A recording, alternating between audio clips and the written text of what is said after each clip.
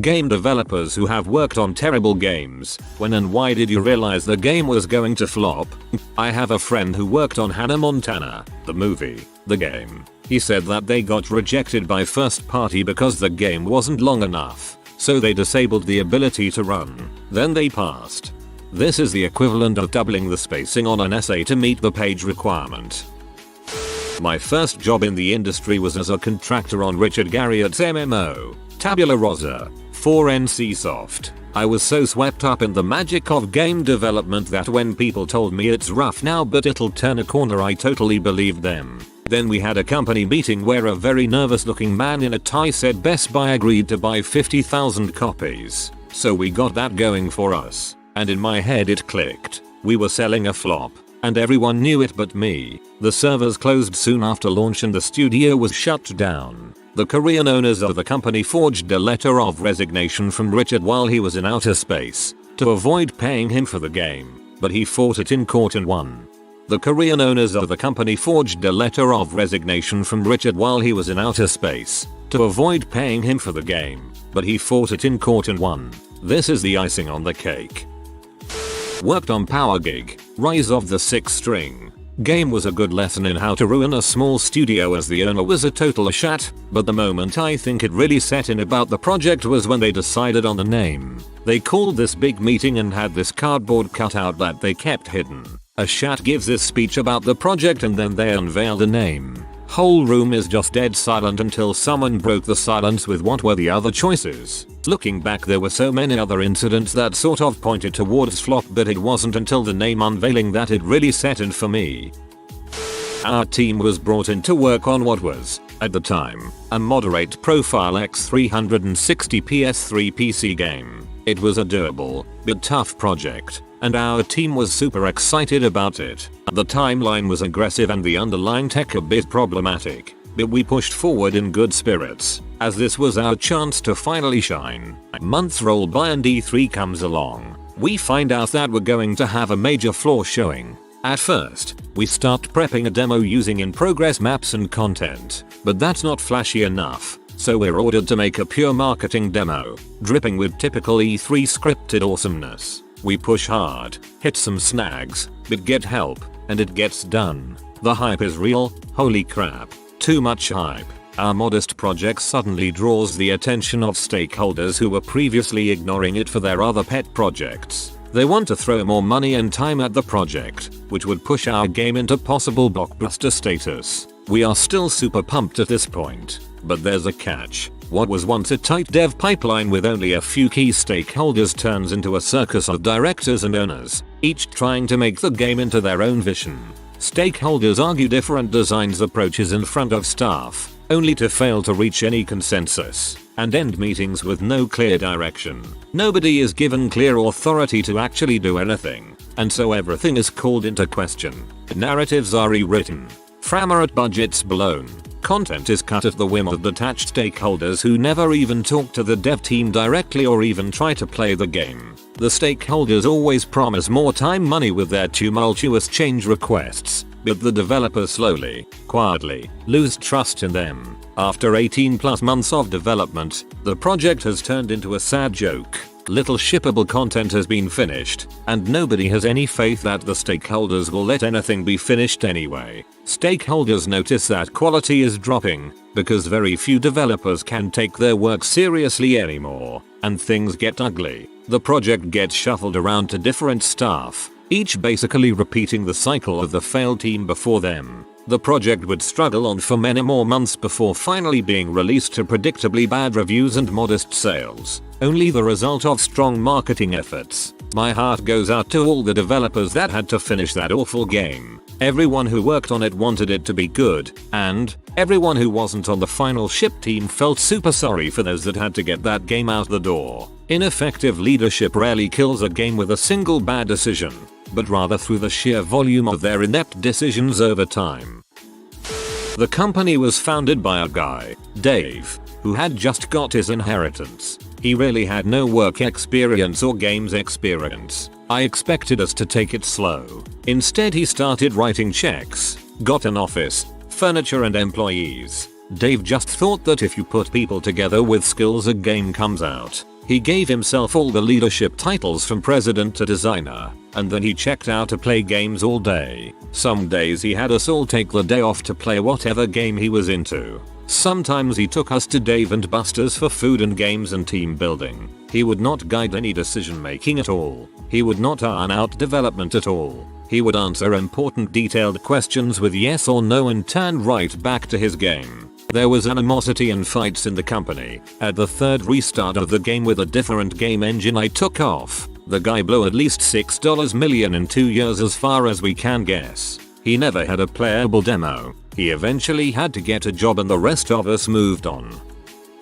The art team refused to give us game art because it wasn't up to their standard. Everything we got was 20k trees with 5 4k textures on it to make it really shine. The storyboards we received were wildly inconsistent. The 2 people in charge of the project had never played a game before in their lives. The developers were deliberately not invited to meetings that involved the design of the game because they only offered problems, not solutions. They constantly threw more and more programmers at it to speed up our timeline. Anyone who has ever worked on a late project knows that adding more people to it just makes it later.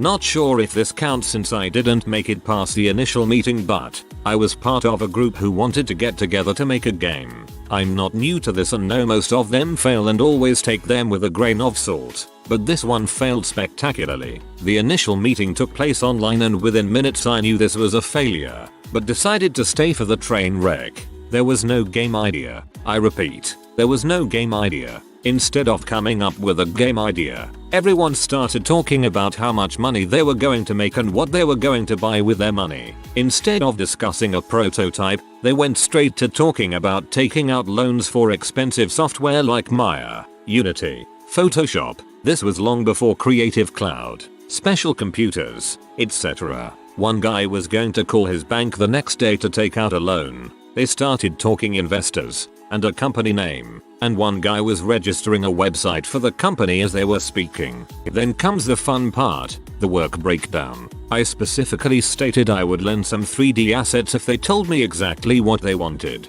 They didn't even have to pay me. I just wanted to do it for fun. Well, I now turned into the main software dev because I was the only one with game development experience and was the only one who knew Unity. They planned on buying all of the assets from Turbo Squid. Finally, after hearing all of this insane nonsense, I chimed in and said, don't you think you should have a game idea and a prototype before you worry about all this other crap? And I was told the stuff is more important first. After the meeting I ducked out and said straight up their game was going to fail. I found out 3 months later that the one dude did take out a crap ton of loans, and no one helped pay him back. They bought a few pieces of software and one computer. They had absolutely nothing to show for any of it except for the website they registered that looked straight out of GeoCities talking about needing help for their game. That sounds too much like a group assignment in early high school.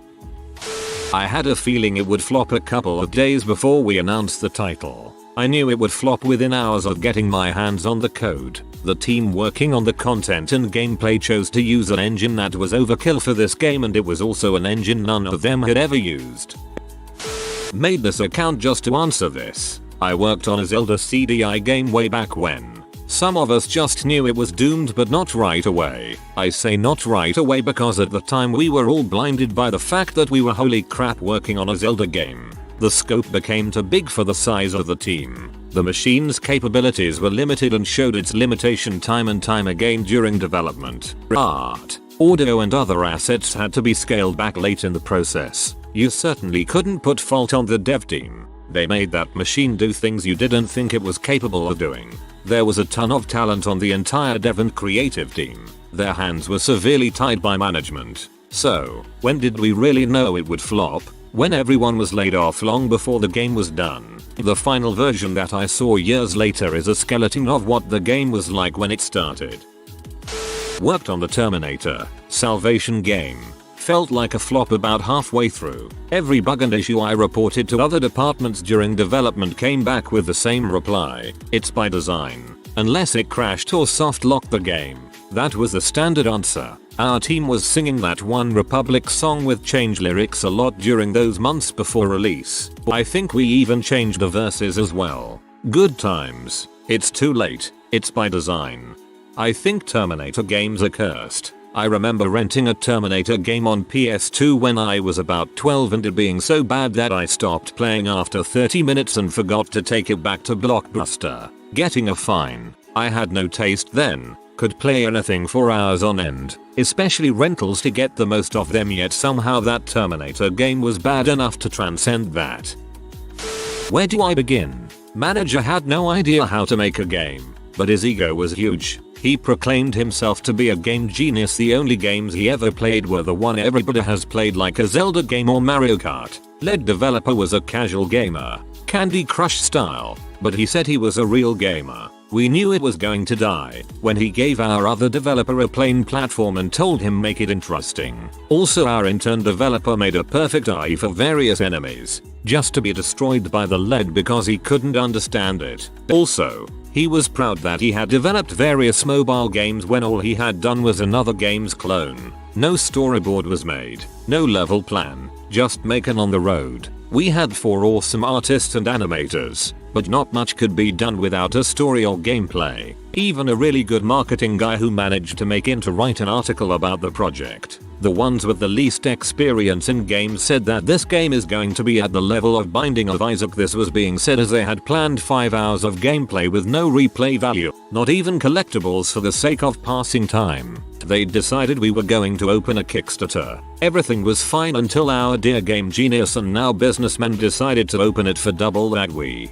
as a team, discussed. The Kickstarter was opened with no demo, no nothing, not even a release date. His budget plan consisted of everything going to their salaries. Everything failed. Kickstarter managed to get 1/7th the planned money, but of course it wasn't the poor planning nor the I have no freaking idea how to develop a game stuff, as our genius businessman said our city country isn't prepared for a video game studio. Also, our intern developer made a perfect eye for various enemies, just to be destroyed by the lead because he couldn't understand it. Oh wow, that really sucks. Good eye can distinguish a great game from a crappy game pretty easily. This was a couple of decades ago. The company I got hired by was contracted to create a game to help promote sales of a toy with diminishing sales, given the rising popularity of video games. So the contracting company had little experience with games. My company was mainly multimedia training and had never written a game before. The game designers weren't game players, and once the base design was put together, they were moved to other projects. I was one of the programmers. We had a very good 3D guy, no John Carmack, but he knew his stuff and created a good engine. The fundamental flaw was that we matched the design, but there was no one checking whether the game was actually interesting, challenging, etc. I don't get how you can be a game designer without being a game player. Imagine if board games were like that. You would end up with some sort of chess Scrabble game. Knight to triple word score. In my first year of college I was hired to help a company make an app. There were 200 plus people working on the project, and by the end of the project only 2 levels were completed. The artists did jack all and any art we got was crap. I knew it was a bad game when after 4 months there was a single level working.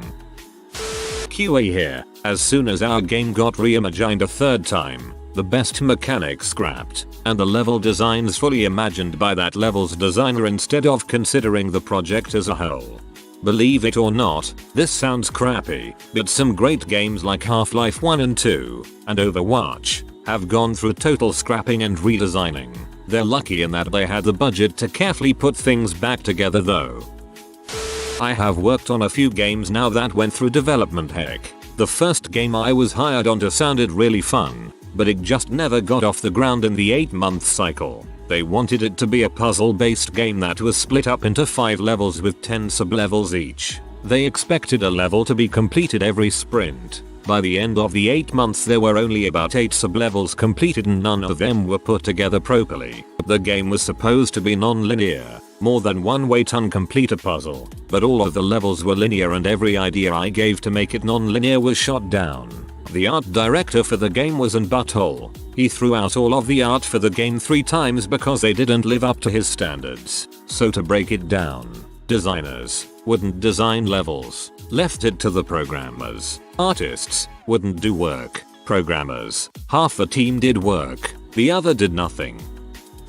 Tens of millions of dollars later, CEO changes, 3 resets, 4 general managers, 4 creatives directors, way too many cooks in the kitchen and head chefs coming and going. The last team to save the day got real philosophical and mindful about development, felt cultish, then started questioning their self-worth publicly, and had to go to therapy. There are just some sequels that are meant to die. I had just joined the team the last quarter it was alive and luckily saw it coming. Learned a lot about what not to do and made the most of my time working with some very talented people who got handed a crappy slate.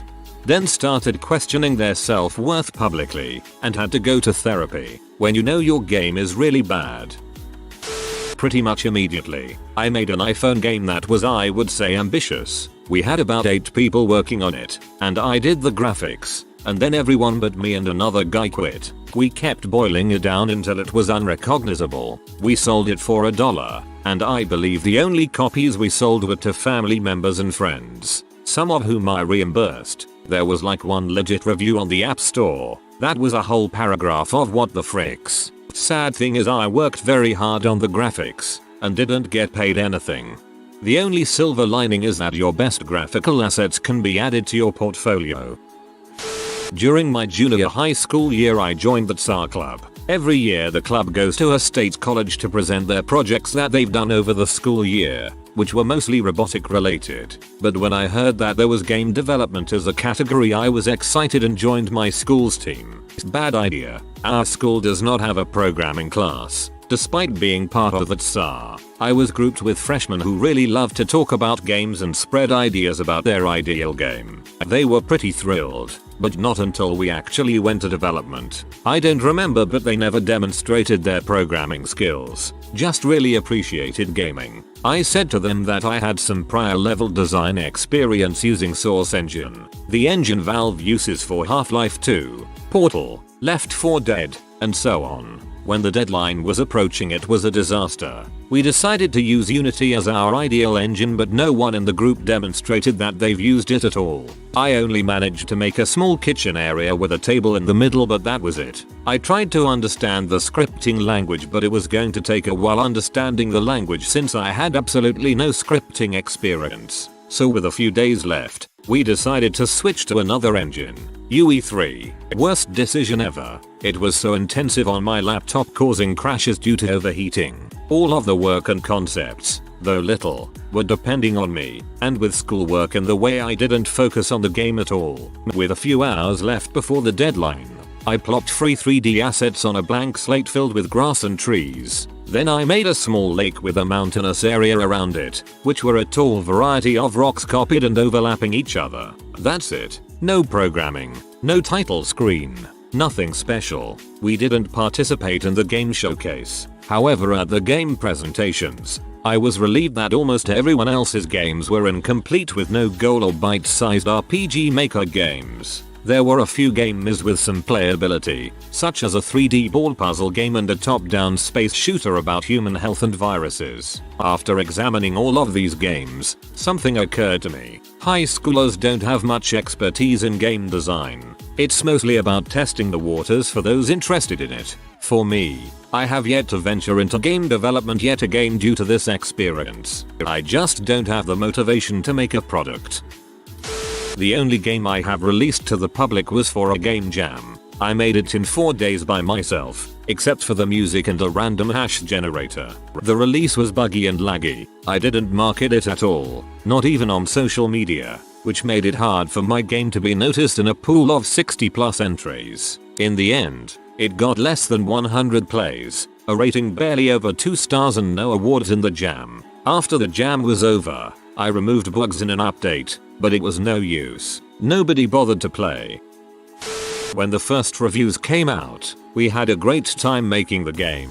A kart racer. It was stable and ran at a solid 60 FPS. It had fantastic art direction, a decent variety of very well designed tracks to play on, and several alternative game modes to mix things up. Playtesting with everyone in the office was awesome fun. We'd been held back a little by some of the decisions of the licensor, who were worried that a cartoon karting game with silly power Ups would make their product look dangerous and had mandated several aesthetic changes which made the game less exciting. But despite their interventions, we were shipping a quality release. Nothing that was going to set the world on fire, but a solid piece of work. We were sat in the office waiting for reviews to come out. The first was in. They had given the game to a junior member of staff who seemed to be fresh out of university if not school. He slammed various aspects of the game and gave it 5/10, which is games review speak for this is a turd. We thought it was an anomaly, but then the second review was almost as negative, and the third, and the fourth. The only positive review was in a kids magazine that I'd never heard of, which I assume the company paid for. We did receive many positive reviews on Amazon from happy parents too, so at least someone genuinely liked it. Don't ask me why, but we shipped it around the same time as another karting game, and that one had rave reviews. We bought it when it came out, put it into a console, and were amazed at how mediocre it was. It ran 30 FPS with big performance dips. There were lots of track design errors, including places where the collision geo was significantly higher than the visible geo, so you were racing on thin air. You could glitch it very easily. It had a nice USP gimmick, but it hadn't been fully implemented. There was more, but I forget the details. We had spent a huge amount of time removing or avoiding these problems for our game, but it meant nothing. The other game reviewed better, it appears, because it cleaved more closely to the Nintendo karting formula and had a larger variety of more recognizable licensed characters. The hard work that we'd put in didn't seem to have mattered at all. The merely okay game did better. Most of the team was laid off after release, including me. I now work outside the games industry, but am currently looking to re-enter it in a sector less dependent on licensing and marketing. Might be off topic, somewhat, but whatever. Not that I know it's going to be terrible or full that it's going to flop, but I've been working on a game for a while, and reading these responses kind of makes me happy that I'm going at it alone right now. Sure, I have a ton of work ahead of me, but I'm having just about as much fun doing the music, writing the story, doing concept art, and coming up with ideas. I might start up a Kickstarter later on down the line, but for now, I just enjoy working on it and not having to meet any deadlines. Less stress. I learn things at my own pace and don't have to worry about satisfying backers. It's actually quite a rewarding experience for me. If you are new to the channel, you can subscribe. I publish new videos every day. Until then, check another video.